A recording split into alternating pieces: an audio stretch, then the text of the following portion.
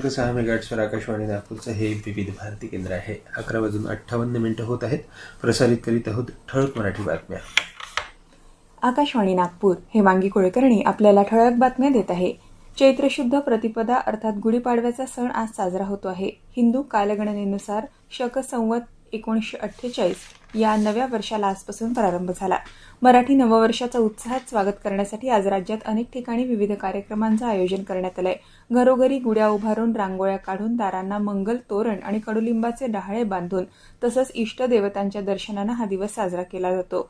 आजचा दिवस 3.5 शुभमुहूर्तांपैकी एक असल्यानं घर, वाहन आणि सोन्या चांदीच्या आभूषणांसह इतर महत्त्वाच्या खरेदीचा प्रघात आहे. देशाच्या विविध भागात चैत्र शुक्लादी, उगादी, चेतीचंद, नवरेह आणि साजिबू चेरोबा हे सण देखील साजरे होत आहे.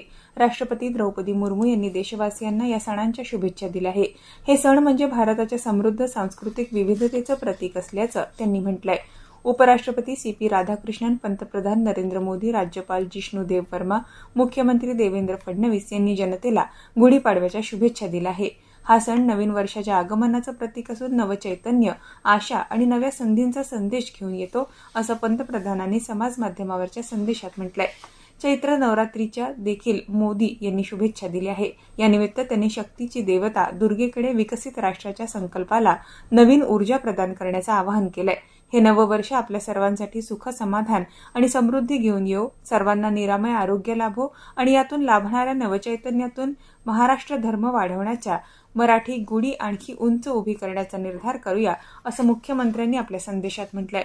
नववर्ष अभिनंदन समारंभ समिती लक्ष्मीनगरच्या वतीनं आज गुढीपाडव्यानिमित्त भव्य शोभायात्रा आणि सामूहिक रामरक्षा पठण कार्यक्रमाचं आयोजन करण्यात आले. या कार्यक्रमाला मुख्यमंत्री देवेंद्र फडणवीस यांची उपस्थिती होती. याबरोबरच हे बातमीपत्र संपलं. यापुढील प्रादेशिक बातमीपत्र संध्याकाळी 6 वाजता ऐकता येईल. नमस्कार.